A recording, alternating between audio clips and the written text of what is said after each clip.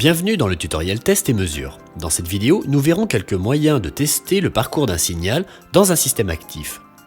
Ce que nous avons déjà constitué ici est un parcours de signal de base.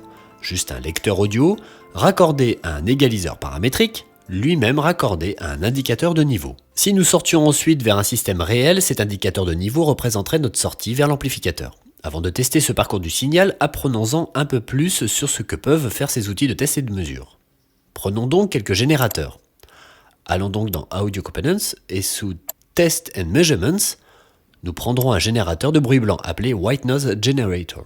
Le White Noise Generator produira un bruit blanc, des fréquences aléatoires sur la totalité du spectre audio. Il faut aussi un générateur de bruit rose ou Peak Noise Generator, qui produit donc un bruit rose qui sont des fréquences aléatoires réparties uniformément dans chaque bande d'octave. Et enfin, nous avons un générateur de sinusoïdal ou Sine Generator, qui donc produit une onde sinusoïdale de fréquence variable. En fait, nous pouvons utiliser n'importe lequel pour faire du bruit. Pas besoin d'un bruit très spécifique, mais pour ce que nous voulons faire, il faut être sûr qu'il produise un bruit. Bien, prenons un analyseur en temps réel ou un RTA. L'analyseur en temps réel va mesurer notre signal. Si nous ouvrons notre tableau de bord, nous voyons qu'il affiche ce graphique. Et celui-ci vous indiquera l'ampleur du signal entrant sur toute la plage des fréquences audio. Passons à un RTA que j'ai déjà connecté à un lecteur audio pour observer cette représentation graphique en action. Comme vous pouvez le voir, notre graphique saute dans tous les sens en réponse au signal entrant.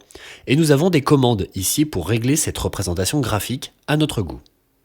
D'abord, nous avons le temps de réponse RMS, qui détermine la rapidité avec laquelle change la représentation graphique en réponse du signal entrant. Il est actuellement de 10 millisecondes. Mais si nous le montons jusqu'à disons environ 1 seconde, cela nous donne une moyenne plus lissée,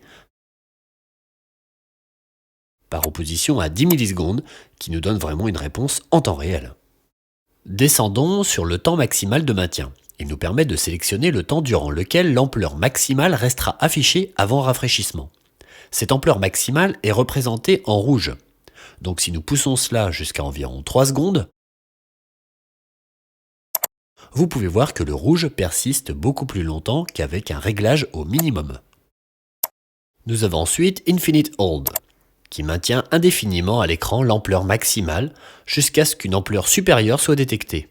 Comme vous le voyez, cette ligne rouge reste assez bien collée ici et nous pouvons l'effacer avec Clear Response. Donc le générateur nous permet de créer du bruit et le RTA de le visualiser. Nous pouvons par conséquent les utiliser pour étudier nos problèmes audio. Pour cela, il faut les placer sur le parcours de notre signal. Bien sûr, vous pourriez décabler votre projet pour y insérer le générateur et le RTA. Mais il y a un moyen plus facile de dépanner votre circuit audio sans interférer avec votre véritable projet. Nous allons utiliser deux nouveaux composants, l'injecteur ou Signal Injector et la sonde ou Signal Probe. Ces deux outils permettent d'intercepter le signal audio à n'importe quelle broche d'entrée ou de sortie. Dans leurs composants, vous trouverez ces petits outils à inscription oblique que vous pouvez faire glisser sur votre schéma et insérer n'importe où sur le flux du signal. Faisons cela, fermons ceci. Tout d'abord, nous allons raccorder notre générateur de bruit blanc à notre injecteur de signal. Et nous pouvons utiliser l'outil injecteur pour injecter ce signal audio dans notre circuit. Cela signifie que l'injecteur va supplanter tout autre signal audio à son point d'insertion et enverra à la place le signal audio connecté à l'injecteur de signal. Actuellement, c'est notre bruit blanc. Cela signifie que vous pouvez injecter dans votre système du bruit numérique dont vous êtes sûr qu'il fonctionne afin de tester ce qui se passe après. Nous allons maintenant sauvegarder notre projet dans notre corps et l'exécuter. C'est un bon endroit pour s'arrêter, donc si vous avez besoin de faire une pause, allez-y. Sinon, passez à la section suivante.